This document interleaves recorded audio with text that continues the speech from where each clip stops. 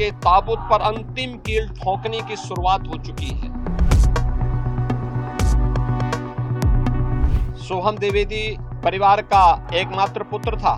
2 महीने पहले ही उसकी शादी हुई थी। हिंदू मां बहनों के साथ जिस प्रकार की बर्बरता उनके सामने ही उनके सिंदूर के साथ किया गया है,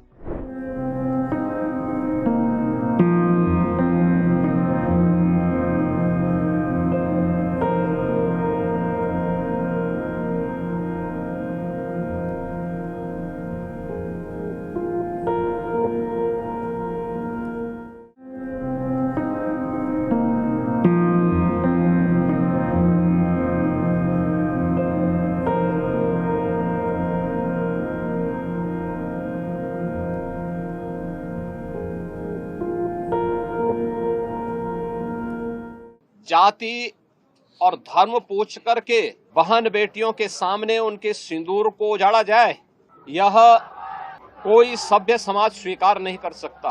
और खास तौर पर भारत के अंदर यह कतई स्वीकार्य नहीं है।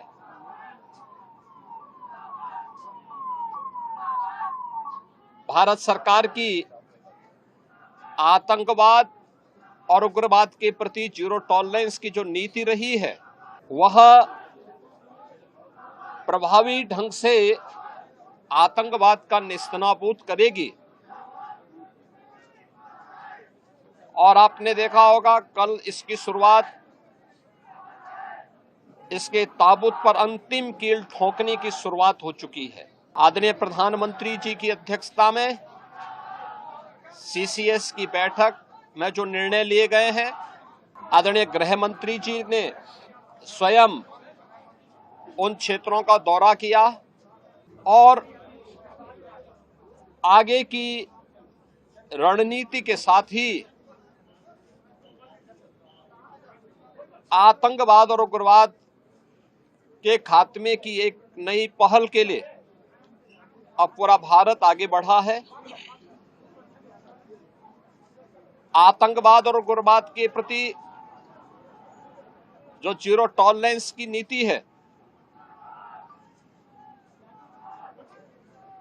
पूरे भारत को इस दुखद घड़ी में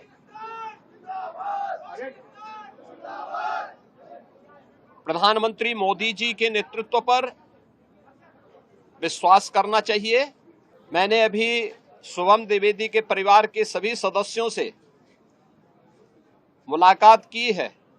उनके पूज्य पिता से मेरी कल भी बात हुई थी और रात्रि में ही उनकी बॉडी यहां पर आई है। पार्थिव शरीर अंतिम संस्कार की प्रक्रिया के लिए आगे प्रस्थान कर रहा है। परिवार दुखित है। सोहम द्विवेदी परिवार का एकमात्र पुत्र था। 2 महीने पहले ही उसकी शादी हुई थी। परिवार दुखित है। मैं दिवंगत आत्मा की शांति की कामना करता हूं। परिवार के लोगों के प्रति हमारी पूरी संवेदना है। दुख की इस घड़ी में पूरा देश इस अमानवीय और बर्बर कृत्य की निंदा करता है और इस बात के लिए भी हम आश्वस्त करते हैं कि जिस तरीके से वहां पर जो कृत्य उन आतंकवादियों ने किए हैं, हिंदू मां बहनों के साथ जिस प्रकार की बर्बरता उनके सामने ही उनके सिंदूर के साथ किया गया है, इसी प्रकार से आतंकवादियों और उनके आकाओं को उसकी सजा जरूर मिलेगी। इसमें कोई संदेह किसी को नहीं होना चाहिए। मैं पूरे परिवार, हम और हमारी पूरी सरकार, डबल इंजन की पूरी सरकार पीड़ित परिवारों के प्रति साथ खड़े हैं।